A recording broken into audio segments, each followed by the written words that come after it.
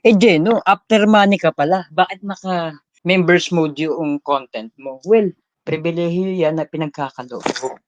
Ibig sabihin, kailangan mo talaga spend ng halaga o value.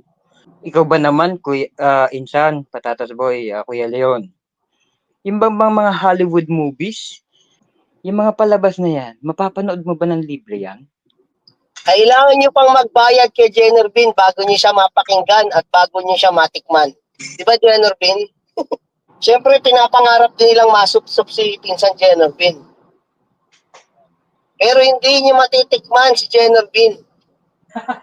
Danamel at Celia, hindi nyo matitikman si Jenner Bean.